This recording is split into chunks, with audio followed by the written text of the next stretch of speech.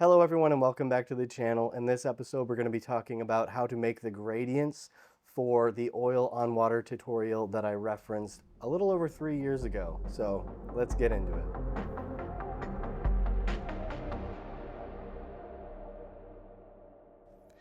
Okay, now that we have Photoshop open, we're going to go to the top left corner and go to New File.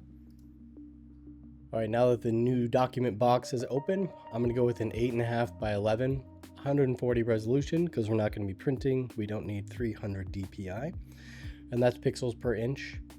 RGB color, 8-bit is fine. If your computer can handle it, you might want to go up to 16-bit.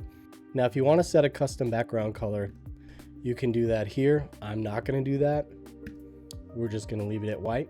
So 8.5 by 11, 140 resolution, 8-bit. Hit create. Okay, so now that we have our document open, we're going to go into the bottom right hand corner to this circle with kind of a line through it. Once you click that, it's going to bring up several layer styles that we can add, but right now we want to add solid color. This is where we're going to be selecting our custom background color. Let's come up.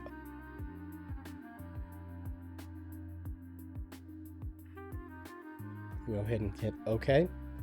Now, if at any point you want to change this color, all you have to do is go over to the icon, double click it, and it will bring this back up again. Let's say it's a little too light, which I think it is. And make it just a little bit darker, hit OK, and you can do that as many times as you would like. Now, to open up the layer style dialog box and to find where our gradients are going to be, you simply go over to the blank gray section on any unlocked layer. If the layer is locked like this one, it will not let you click this, but double click here and it will bring open the layer style dialog box. Now you can see we have 3 gradients here. The one that's highlighted is represented in this color here. You'll be able to tell which one you're on by seeing which one is selected here. Now I want this to be on the very top. I can actually go ahead and move this up using this arrow. It will take your gradients from below and you can move it up. Say you went too far. If you move this arrow here, it'll bring it down a layer in the context of your gradient stack. So sometimes when I'm working on a project, I'll end up with like 20 different gradients. And then when I open up another project, I just don't need any of them anymore. So in order to get rid of them, you simply click the delete button and it will get rid of all extraneous gradients that you don't need. In addition, if you need extra gradient overlays, you can simply hit the plus button and it will duplicate the exact layer that you had before. And you can do this endlessly, as many times as you would like. So now that we have this gigantic gradient, I'm going to go over the gradient overlay box, starting with scale. I'm going to pull this down. All right, so that's the size that I want. Let's say I want it in the center. All I have to do is click the reset alignment button and it will bring any gradient layer that is selected right into the middle of your screen, which is very convenient if it gets lost, because sometimes they'll be pulled completely off screen and you can't find it. All you have to do is hit the reset alignment button and it will bring the gradient that you have selected back to the center. So now for blend modes are just the way they are everywhere else. You can go to multiply, for instance, but for this purpose, we're going to go through normal. We do want the opacity to be 100%. So we'll do that. This is the box that we're going to be working in to create these gradients. So we'll go over that in a little bit. The next thing is reverse. This is very helpful tool. So you don't have to go in and rearrange your gradients at all from forward to backward. You simply hit that button and it will reverse your gradient for you. Align with layer just keeps all of your gradients lined up to a single light source. And I don't have a visual representation for that right now. I'm sure that there's a Google search that you can use to find that, but I hardly ever use it. So we're going to continue on. Next brings us to styles. This is very important. A lot of the time you'll be working in linear, which means that you're left to right, up and down based on whatever your gradient is over here. Also, you can change the angle of whatever you would like to change it to. I am personally going to leave this on 90. Okay, now I hit enter on purpose there because I wanted you to see what would happen if you accidentally hit enter or cancel and you wanted that box back. All you have to do is come over to the right hand side and click on your effects. If they aren't visible on your layer, it just means that you need to click this little drop down button and all the effects that you have applied to that layer will show up here. So now that we have our dialog box back, we're going to go on. We were on radial, we just looked at linear. We're going to go to angle.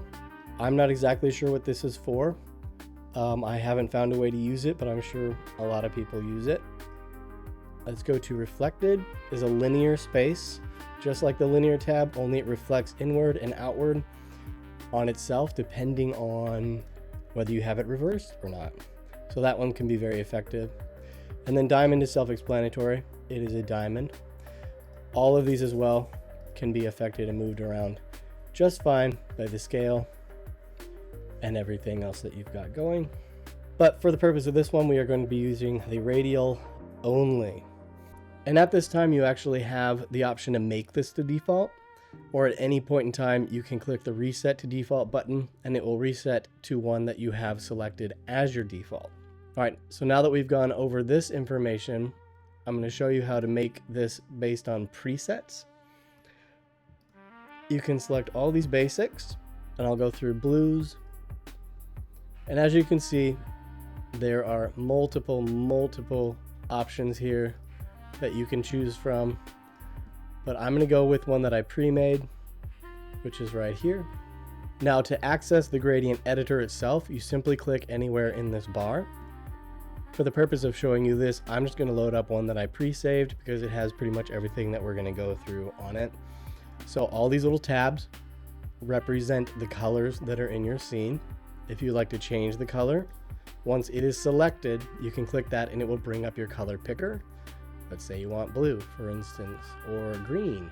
Now, if you look down in this corner, you'll see a location button. This number refers to where it is in this scale, 100 being all the way to the right, 0 being all the way to the left. I like it right where it's at 54, so we're going to leave it.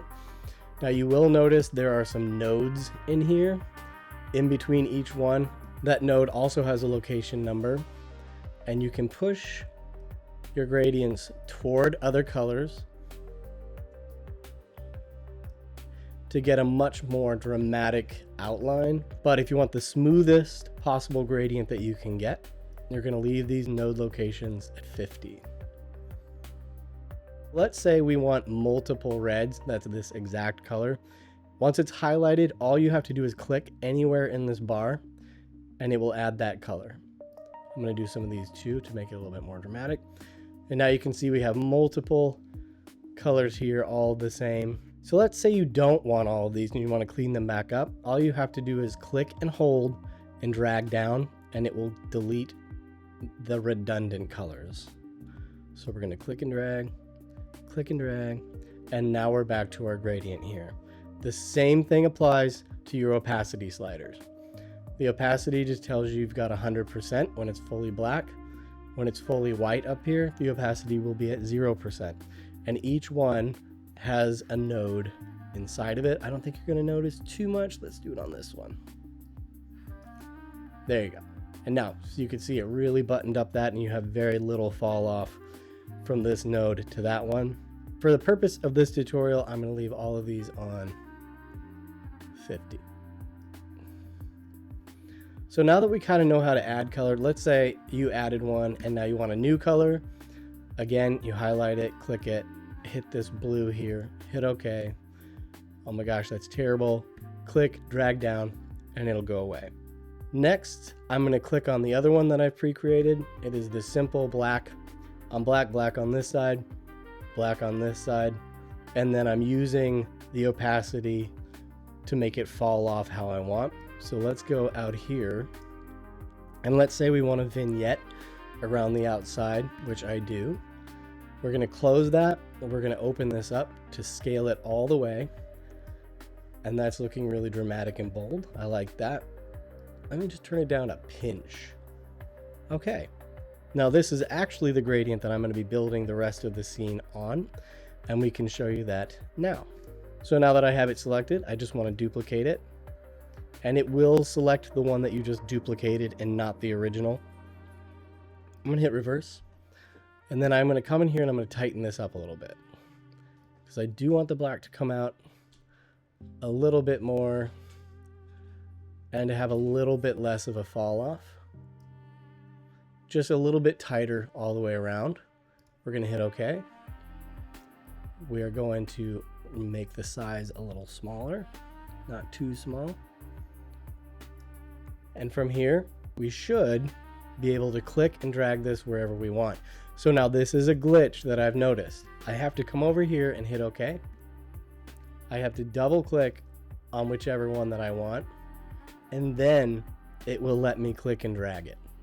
I'm not 100% sure why that is or what that's all about, but it happens every time I use gradients in my Photoshop. So now it's pretty simple from this point on. We are going to duplicate that. We are going to click and drag the duplicate. Also, I just noticed that the opacity of these is 93, and we want them to be 100. Overlay 100. Okay, now I can scale him down to fit the composition that we had. And I can drag and move him into place. And now I'm going to duplicate that one. Click and drag, and then make it smaller. Now you'll notice that I've made this smaller using the scale button, and as a result, it's a little too tight around the outside and I don't have enough fall off. So to change that, I'm going to back this off a little bit more, which is going to smooth out the distance between this node and that one. That was probably a little too much, actually. Here we go. Here. And now that it matches more similarly, I can come in and just change the scale up to make it fit. All right, now this is looking good.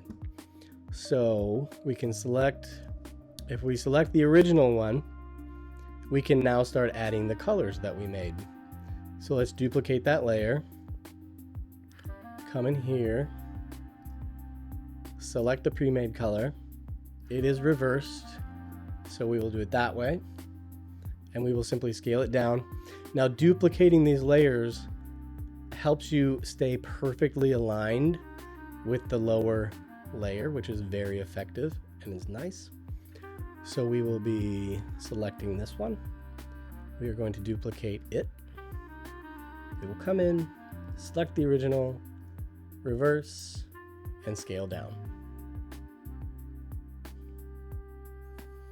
Now the black outer ring just adds a little bit of contrast, actually a lot of contrast around the edges of the bubbles when you're working with the oil on water. So that's why I have the black rings around these. Okay, we're going to do this one more time. Duplicate. Change to any preset that you've saved. Let's reverse. And I'm going to run into that same problem where I need to scale these forward. So by pushing these in and moving the gradients down to where they were, I'm getting a similar effect that's tighter towards one side than the other. I can hit OK, and now I can actually scale this a little bit more smoothly to match. Now let's say that all of these, this black is kind of on top of this one. So I'm going to go through and make sure that all of my oranges are up top above the black ones, just to make sure that there's not a lot of black bleeding into my colors here, because I want those to be very saturated. One last thing before we come out of the layer style. Let's say you found the perfect color combination that you're really excited with and you want to save it for later. All you do is put a title in here, and I like to drag down and click on this empty space. These are going to be your user profile spaces, and once you have that clicked, you hit new and it will put that one in there. Let's say you've got redundancies. that you don't want, you can right click, and you have all of these options, and you can simply hit delete. This little dialog box will pop up and you'll hit OK, and it will get rid of it. Now, the reason I say to click down here instead of one of these boxes, let's say incandescent, is that if this bar is selected and you have it named and you hit new, it will apply that gradient into this box. So if you have an incandescent one that you've made and want it to go in this folder, by all means, save it to that folder. And essentially this is everything. We added a vignette, we added 3 black circles, and then we added 3 sunset circles. I believe that pretty well covers everything that we made for this gradient. And that is going to be it for this tutorial. I hope you learned something. If you did, please consider the like and subscribe buttons. If you liked the music you were listening to, it is now available on Spotify. And I appreciate you. You have a good rest of your night.